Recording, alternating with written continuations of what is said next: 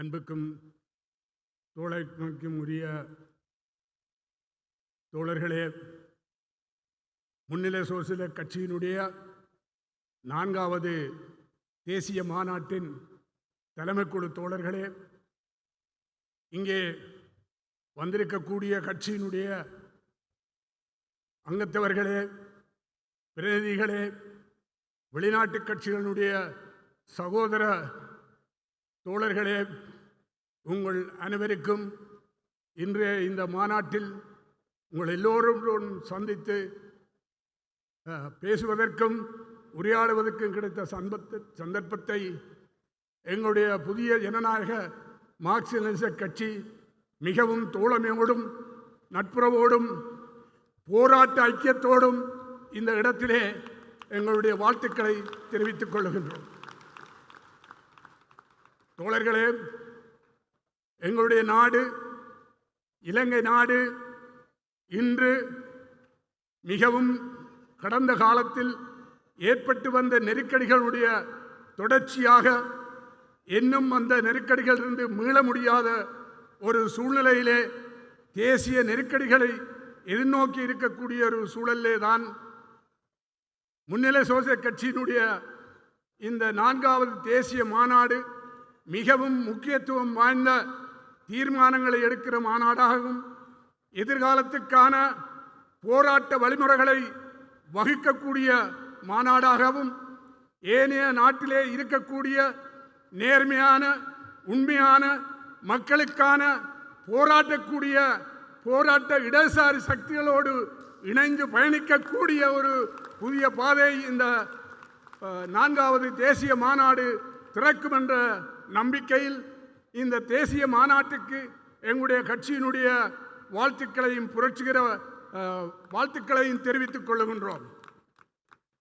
தோழர்களே, கடந்த காலத்தில் எங்களுடைய நாடு கண்டு வந்த பல்வேறு விதமான நெருக்கடிகள், இரத்த ஆறுகள் ஓடிய வரலாறுகள், இந்த மண்ணுக்காக இந்த நாட்டின் உழைப்பாளி வர்க்கத்துக்காக இரத்தம் சிந்திய பல்லாயிரக்கணக்கான சிங்கள தமிழ் முஸ்லிம் மலையக மக்களை உள்ளடக்கிய ஒரு வரலாறு இன்றைக்கும் நீடித்துக் கொண்டிருப்பதை நாங்கள் காணக்கூடியதாக இருக்கின்றோம்.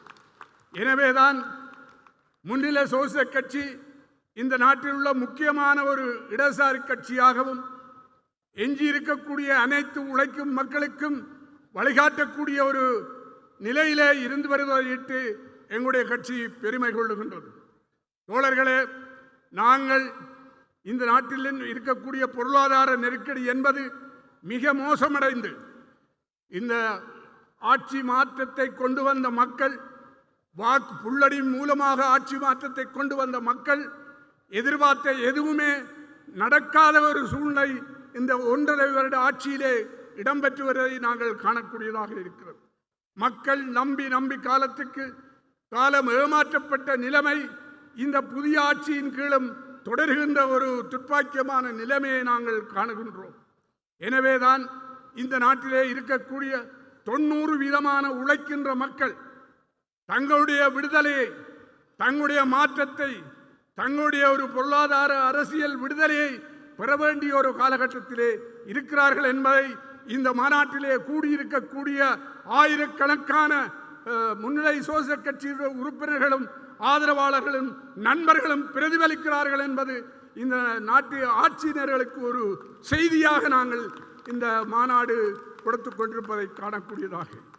எனவேதான் தோழர்களே, முன்னிலை சோசலிச கட்சியினுடைய இந்த மாநாடு வெற்றி பெற வேண்டும் என்று வாழ்த்துவதுடன், ஏற்கனவே நாங்கள் எங்களுடைய புதிய ஜனநாயக மார்க்சிய கட்சி முன்னிலை சோசலிச கட்சியோடும் சோசலிச ஜனநாயக மன்றத்தோடும் இணைந்து அறகலையாவில் பங்கு பற்றிய ஏனைய அமைப்புகளோடும் சேர்ந்து நாங்கள் மக்கள் போராட்ட முன்னணியை ஒரு ஐக்கிய முன்னணியாக உருவாக்கி பல்வேறு விதமான போராட்டங்களை நாங்கள் சந்தித்து வந்திருக்கின்றோம். எனவே எதிர்காலத்தில் அந்த போராட்ட முன்னணி மேலும் பலம் பெறுவதற்கு, மேலும் ஐக்கியம் பெறுவதற்கு, இன்னும் தெளிவாக மக்களுக்கு தலைமை தாங்கி முன்னணியிலே நின்று போராடுவதற்கு முன்னிலை சோசலிச கட்சி தன்னுடைய முழு பலத்தையும் பிரயோகிக்கும் என்ற அந்த நம்பிக்கையை இந்த மாநாட்டில் கலந்து கொள்வதன் மூலமாக நாங்கள் நம்புகின்றோம். தோழர்களே, உள்நாட்டு பல மோசமான நிலைமைகள் இருக்கின்ற பொழுது கடந்த காலத்தினுடைய ஆளும் வர்க்கத்தைச் சேர்ந்தவர்கள், மேட்டுக்குடியை சேர்ந்தவர்கள், உயர் வர்க்கத்தைச் சேர்ந்தவர்கள், அவர்களுடைய பிரதிகள் தான் பாராளுமன்றத்திலே ஆட்சி அதிகாரத்திலே இருந்து வந்தார்கள். அதனை மாற்றுவதற்குத்தான் மக்கள், இந்த நாட்டின் பெரும்பான்மையான மக்கள் இந்த ஆட்சியை நம்பி பாராளுமன்றத்திற்கும் ஜனாதிபதி கதிரைக்கும் கொண்டு வந்தார்கள். ஆனால் இன்று 1.5 வருடத்துக்கு பிற்பாடு அந்த மக்கள் ஏமாற்றமடைந்த நிலையிலேதான், இன்று விரக்தியடைந்த நிலையிலேதான் காணப்படுகின்றார்கள். ஆகவேதான் இன்று இந்த நாடு கடந்த காலத்தில் பிரித்தானிய ஏகாதிபத்தியவாதிகளுக்கு, அதன் பின் அமெரிக்க ஏகாதிபத்தியவாதிகளுக்கு, அதன் பின் இந்திய பிராந்திய மேலாதிக்கத்துக்கும் எவ்வாறு இரையாக்கப்பட்டதோ அதனுடைய தொடர்ச்சி தான் அனுரகுமார திசாநாயக்கவுடைய தலைமையிலும் அமெரிக்க இந்திய ஆளும் தரப்புகளுடைய ஒரு ஊடுருவல் பூமியாக அவர்கள் இந்த நாட்டை கபலீகரம் செய்கின்ற ஒரு நாடாக அவர்கள் மாற்றிக்கொண்டிருப்பதை நாங்கள் காணுகின்றோம். எனவேதான் இந்த அநீதிகளுக்கு எதிராக, இந்த அத்துமீறலுக்கு எதிராக எங்களுடைய நாட்டில் ஏகாதிபத்திய சக்திகளும் இந்திய பிராந்திய வல்லரசும் தங்களுடைய ஆதிக்கத்தை இந்த நாட்டிலே நிலைநாட்டுவதற்கு எதிராக நாங்கள் முன்னிலை சோச கட்சியும் உட்பட நாங்கள் போராட்ட முன்னணியின் தலைமையிலே தொடர்ந்து நாங்கள் போராட வேண்டியவர்களாக இருக்கும். அதே நேரம் தோழர்களே, சர்வதேச ரீதியான நிலைமைகள் இன்றைக்கு மிக மோசமாகிக் கொண்டிருக்கிறது. அமெரிக்க ஏகாதிபத்தியவாதிகள் இன்றைக்கு உலகம் பூராவும் யுத்தத்தை விரிவுபடுத்திக் கொண்டிருக்கக்கூடியதை காணும்.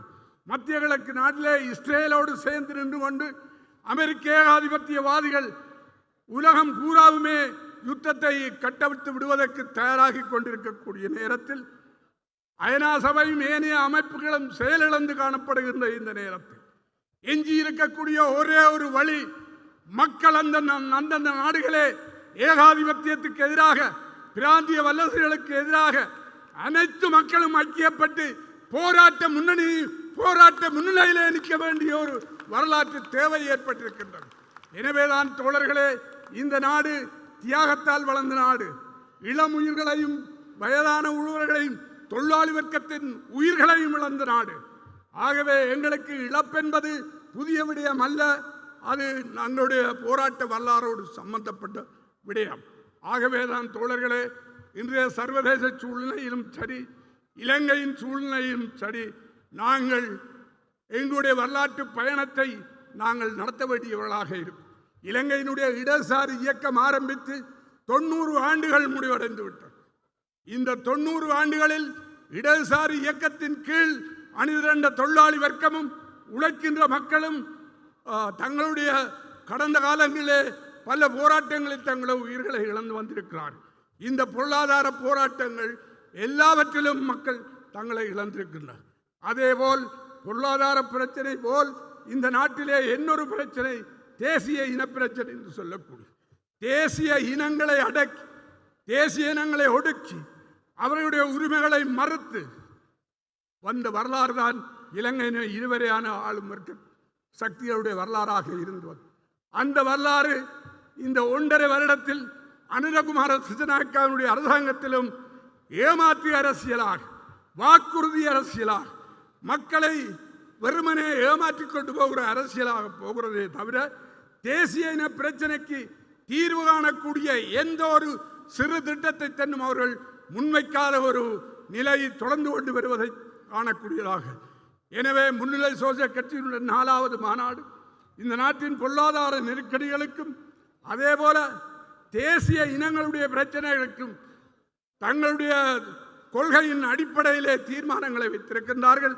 அந்த தீர்மானங்களோடு புதிய ஜனநாயகம் மார்க்சிச கட்சி தன்னுடைய முழு பலத்தையும் பாவித்து அந்த கொள்கைகளோடும் மக்கள் போராட்ட முன்னெடுக்கின்ற அனைத்து போராட்டங்களோடும் நாங்கள் கைகோத்து நிற்போம், போராட்ட பாதையில் முன்னேறுவோம் என்ற அந்த வாக்குறுதியை கூறி இந்த தேசிய மாநாடு வெற்றி பெற வேண்டும்.